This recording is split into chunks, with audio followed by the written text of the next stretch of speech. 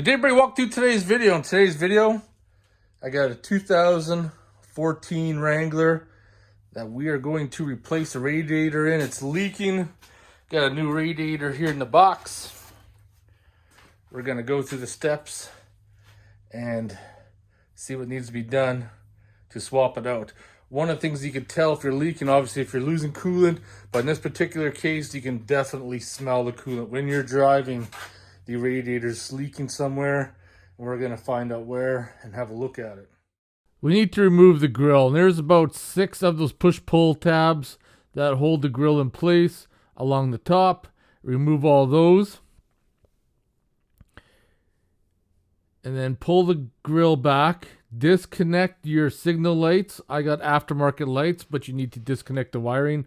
At the bottom of the grill where that square tube bar is, you want to pull all those tabs back. And then once you're done, lift the grill out. The radiator drain hose is on the passenger side of the Jeep. I just connected it to the back and removed the grill so you can open up the drain cock.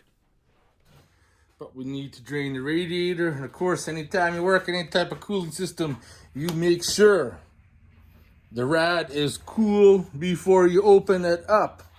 Otherwise, if you try to crack it open when it's hot, it's under pressure and it's probably going to come out and burn you. I'm still full. Radiator's just leaking slowly, so now we got to go underneath. The hoses help to prevent the mess. Now this drainer is extremely hard to open up, so I got a pair of locking pliers on it that you can see right there that I had to use to force it open. Now you can remove the air intake. I removed it from the throttle body, and there's supposed to be 2 bolts in the front, but one of them is missing. So I just use my electric ratchet to loosen off the clamp, remove the bolt from the front. Now be careful when you're sliding it off, because there's an air intake temperature sensor that you want to remove the wire, and there's also a crankcase breather hose, I believe it is, on the opposite side. So as you're pulling it up, grab that hose, pull it off, and then get the air intake out of the way. At this point, you can start removing anywhere you want while the radiator's draining. All right, this is where the fun begins. To move the transmission cooler, 2 bolts there, 1 right there. Should be able to pull this back enough, then disconnect the AC condenser.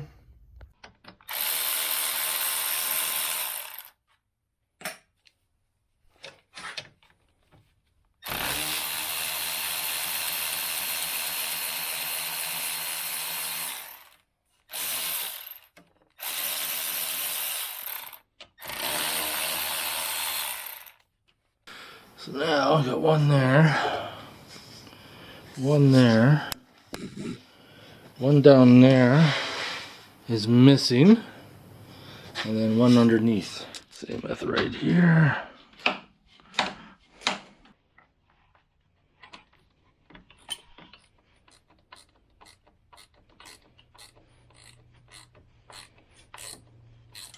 Lots of little hidden bolts that are no fun.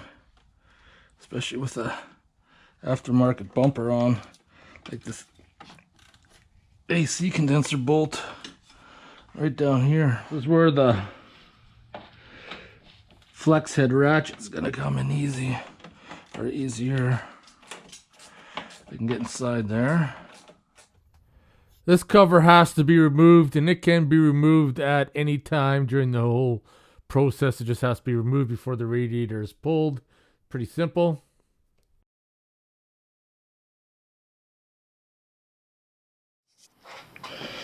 Now the AC hard line is right down there. So try to get that bolt out. That's what I did. Straight in through the headlight. You don't actually need to remove that. But I found this is probably the only way, and then still gotta do the transmission line.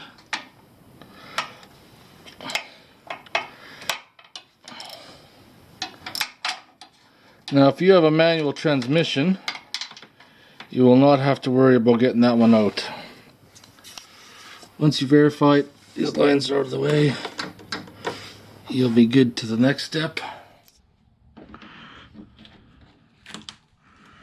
Actually, hose and everything is going to come off with this, but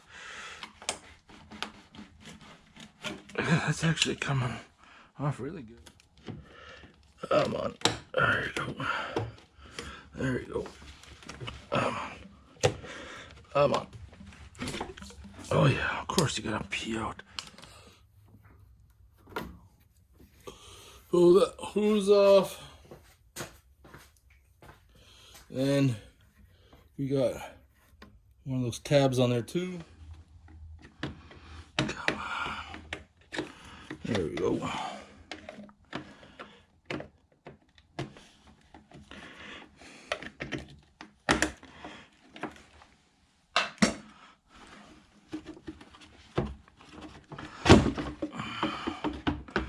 And the bottle is out. So now we need to remove the bolts.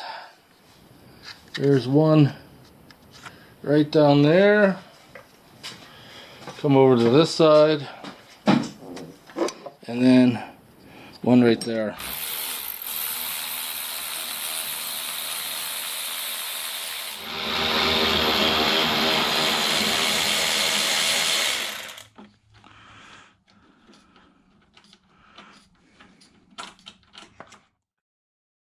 You'll most likely find it easier if you remove those rubber little skirts on the side to help direct air into the radiator.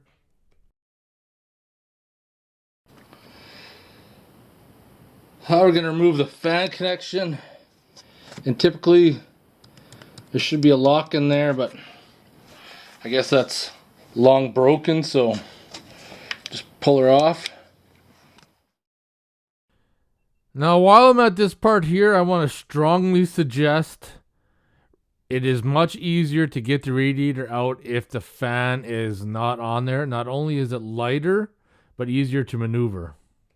Nope. I think I got her. I just have to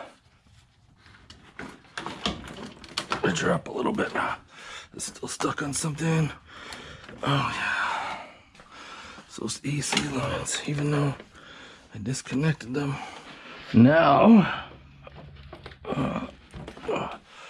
what is wrong now? What is stuck? What is stuck now? The biggest struggle is definitely the AC lines. Probably also trying to get the compressor. There's also one more wire attached. I think we got her now. Got her now. So you can see right there where the radiator was leaking. It's all taken care of. This is probably a very time-consuming job, so take your time. If you have an automatic transmission and air conditioning, it definitely makes this job a little bit harder to get all those screws and bolts out and maneuver the radiator out of the way. So if you have any questions or comments, post them below. I'll see you in the next one.